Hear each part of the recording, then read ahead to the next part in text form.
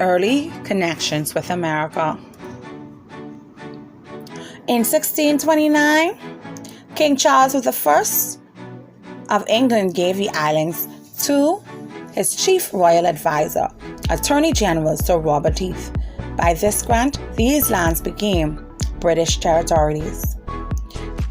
During these years, the Bahamas looked at the settlers of America for advice, trade, and help.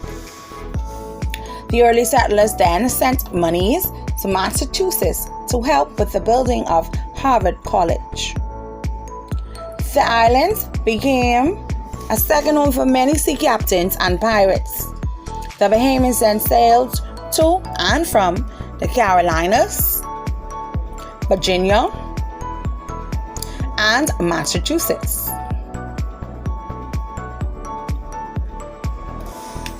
The Lord Proprietors of the Carolinas were also the proprietors in 1670, but they didn't care too much about it. They saw the islands as a way to make money. The little interest they had, they appointed governors to rule over these islands. But the people refused to pay their taxes. So, the Lord Proprietorship ended in 1718 when Woodes Rogers was appointed the first royal governor in the Bahamas in 1718. Nearly 60 years later, in 1775, the American War of Independence began. Americans didn't want to be ruled by the British. They wanted to govern themselves. So, American ships were sent to Nassau to take powder and ammunition to be stored at Fort Nassau. But Governor Montfort Brown, he sent them away. So only 24 barrels of gunpowder and ammunition were here. Less within 2 weeks, they set sail again with nothing.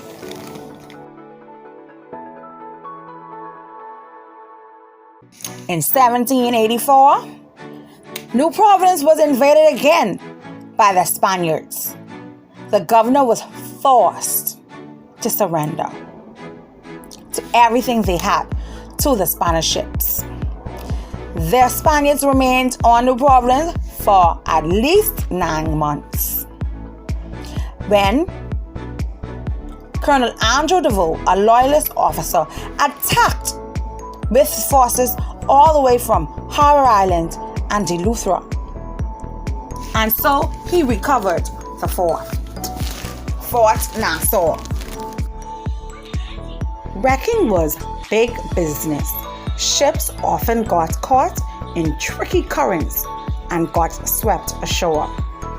There were some ships which were deliberately attracted with false lights. Then their goods seized and sold by the wreckers.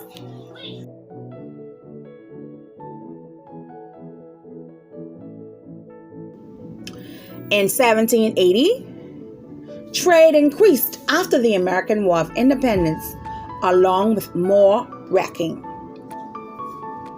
But the first American consul or representative arrived in 1821.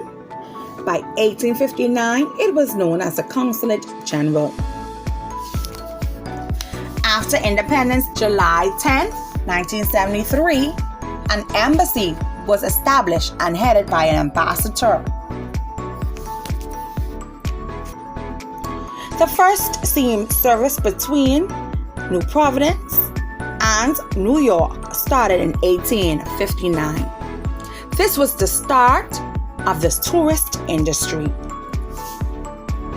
As the industry picked up, there became regular flights between Miami and Nassau in 1929. During 1861 and 1865, the American Civil War was going on. Ships were not allowed to use the ports in the southern states, Florida, Miami, West Palm Beach. This was called blockade.